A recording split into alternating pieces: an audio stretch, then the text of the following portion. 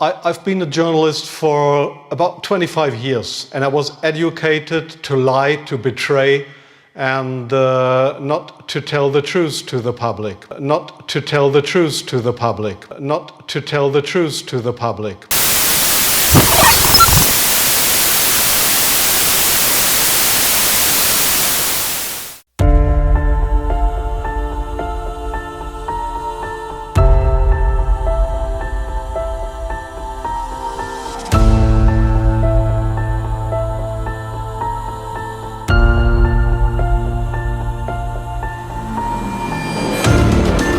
Well, I've been a journalist for about 25 years, and I was educated to lie, to betray, and not to tell the truth to the public. But seeing right now, within the last months, how the German and American media tries to bring war to the people in Europe, to bring war to Russia. This is a point of no return, and I'm going to stand up and say it is not right what I have done in the past, to manipulate people, to make propaganda against Russia, and it is not right what my colleagues do and have done in the past, because they are bribed to betray the people, not only in Germany, all over Europe. They are bribed to betray the people. They are bribed to betray the people. The reason writing this book was that I am very fearful of a new war in Europe, and I don't like to have this situation again, because war is never coming from itself. There is always people behind it to push for war. And this is not only politicians, this is journalists too. And I just have written in the book how we have betrayed in the past our readers just to push for war, and because I don't want this anymore. I'm fed up with this propaganda. We live in a banana republic and not in a democratic country where we have press freedom, where we have human rights. If you see the German media, especially my colleagues who day by day write against the Russians, who are in transatlantic organizations and who are supported by the United States to do so, well, people like me, I became an honorary citizen of the state of Oklahoma in the United States. Just why? Just because I write pro-American. I wrote pro-American. I was supported by the Central Intelligence Agency, by the CIA. Why? Because I should be pro-American. I'm fed up with it. I don't want to do it anymore. And so I've just written a book not to earn money. No, it will cause a lot of trouble for me, just to give the people in this country, in Germany, in Europe, and all over the world, just to give them a glimpse of a view what goes up behind the closed doors.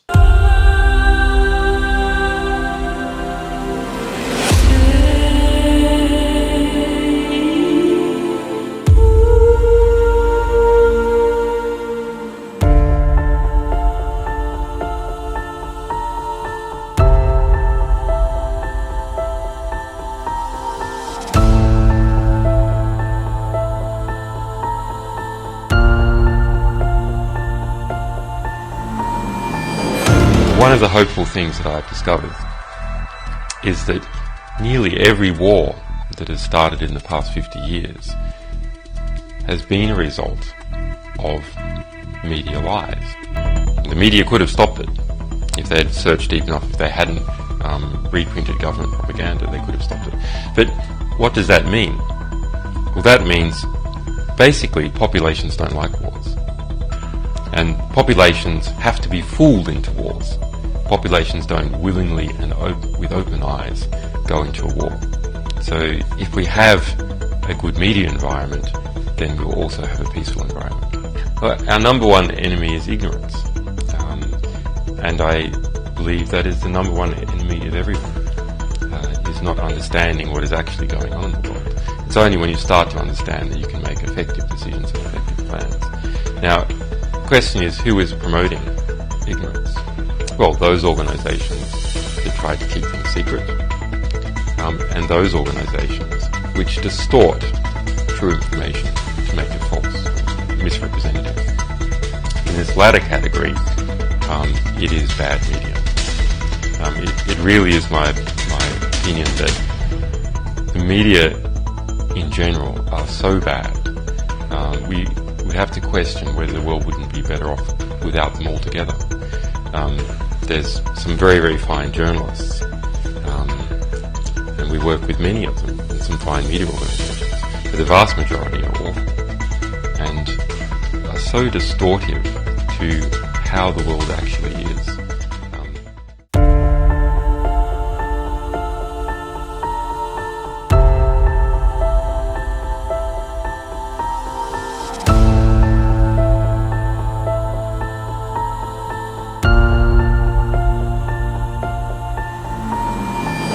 About my experiences being the crisis manager, the flu commissioner for Belgium and highlighting the communication aspects there.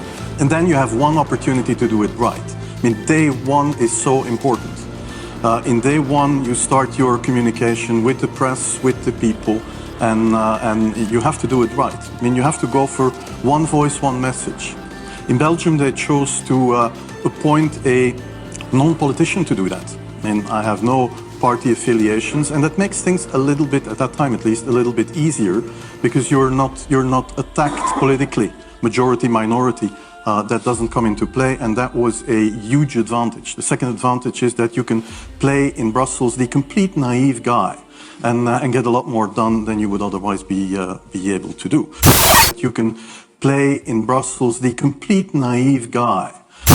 You have to be omnipresent that first day or the first days, so that you attract the media attention. You make an agreement with them that you will tell them all, and if they call, you will pick up the phone. When you do that, then you can profit from these early days to get complete carpet coverage of the field, and they're not going to search for alternative voices there. And they're not going to search for alternative voices there. And if you do that, that makes things a lot easier. And then you have to say, okay, well, we will have H1N1 deaths. Of course, that would be unavoidable. I used there Sir Donaldson's quote, where he said that in the UK, by the peak of the epidemic, 40 people would die per day at the end of the summer. So 62 at that time million people in UK, 40 deaths a day. I worked it out for Belgium. That would be 7 deaths a day at the peak of the epidemic. I used that in the media. I used there Sir Donaldson's quote. I used that in the media. 7 Belgian flu deaths per day at the peak of the epidemic would be realistic. That is true in every year, even interpandemically. That is very, very conservative. However, talking about fatalities is important, because when you say that, people say, wow, what do you mean? People die because of influenza? And that was a necessary step to take. And then, of course, a couple of days later, you had the first H1N1 death in the country, and the scene was set and it was already talked about. And then you had to pick who is going to be vaccinated first. And then, well, women and children first, whatever. Well, women and children first, whatever. I mean, risk groups, they were important. And then I misused the fact. And then I misused the fact that the top football soccer clubs in Belgium inappropriately and against all agreements vaccinated they made their soccer players priority people. So I said I can use that, because if the population really believes that this vaccine is so desirable that even the soccer players would be dishonest to get their vaccine, I said, okay, I can play with that. So I made a big fuss about this. I can play with that. So I made a big fuss about this. This is Van Ranst is raving mad, but it worked.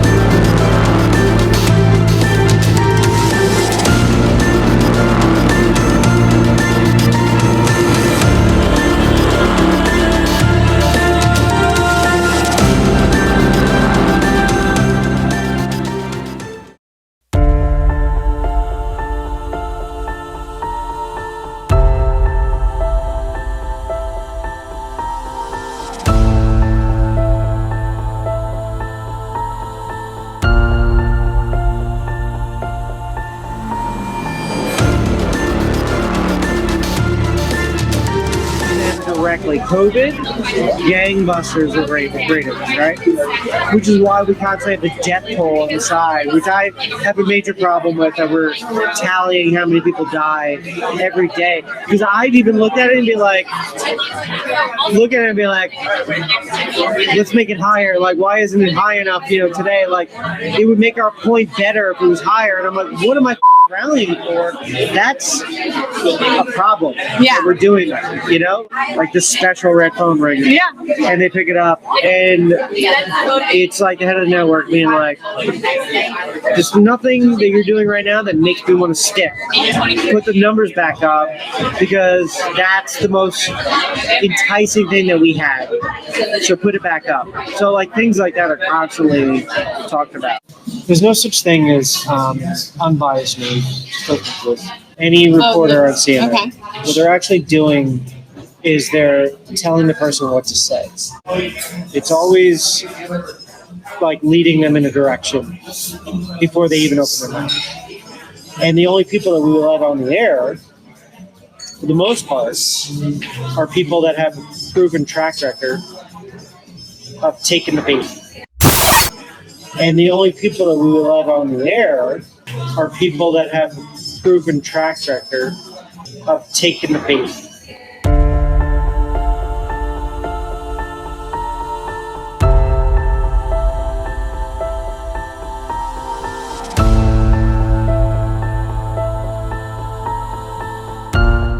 We want to find a way of ramping this up even beyond the end of the lockdown. And I don't know when the lockdown will end. Some people are saying the 16th of April. But when we announced it, I didn't say what year it will end. I just...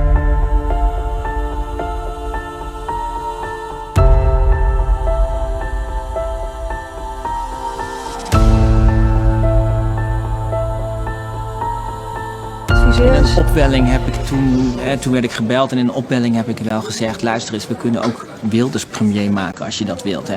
Dus je doet het via ons voortaan. Ja, misschien moet je dit niet onthullen, maar dit is wel een beetje hoe het gaat. Luister eens, we kunnen ook Wilders premier maken als je dat wilt, hè. Dus je doet het via ons voortaan. Ja, misschien moet je dit niet onthullen, maar dit is wel een beetje hoe het gaat.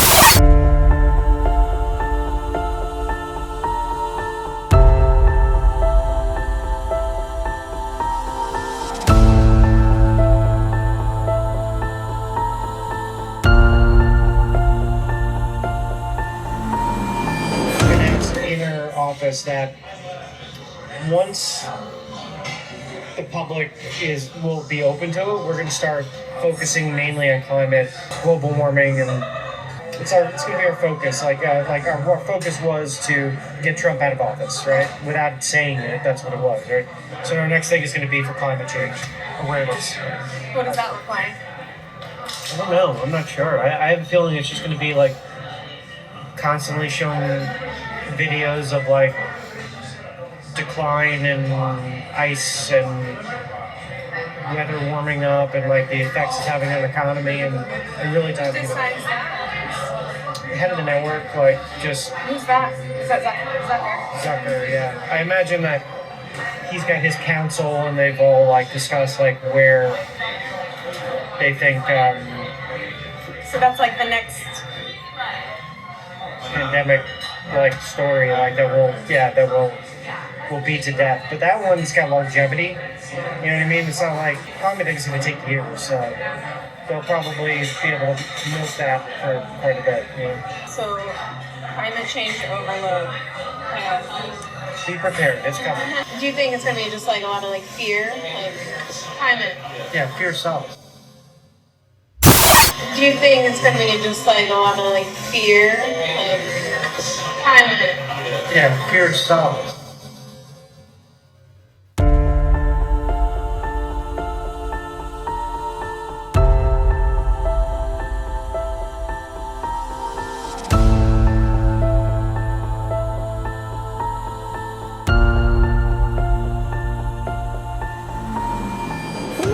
really shopping for this holiday season? It's okay, you can admit it, if you've bought an item or 2 or 10 for yourself. Well, it's okay. You can admit it if you have bought an item or 2 or maybe 10 for yourself. It's okay. You can admit it.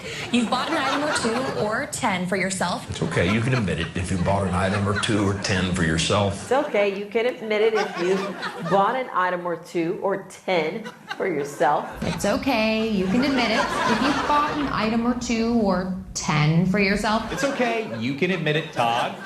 If you've bought an item or 2 or 10 for yourself. It's okay. You can admit it. If you bought an item or 2 or 10 for yourself. It's okay. You can admit it. If you bought an item or 2 or maybe 10 for yourself. It's okay. You can admit it if you bought an item or 2 or 10 for yourself. It's okay. You can admit it if you bought 1 or 2 or maybe 3 or 4, maybe even 10 items for yourself. It's okay. You can admit it if you bought an item or 2 or 10 for yourself. It's okay. You can admit it if you bought an item or 2 or 10 for yourself. It's okay, you can admit it, if you bought an item or 2 or 10 for yourself. It's okay. You can admit it if you've bought an item or 2 or maybe 10 for yourself. It's okay. You can admit it if you've bought maybe an item or 2 or 10 for yourself. Is it okay? You can admit it if you bought an item or 2 or 3 or 10 for yourself. It's okay. You can admit it. If you bought an item or 2 or 10 for yourself. It's okay. You can admit it if you brought an item or 2 or 10 for you. It's okay.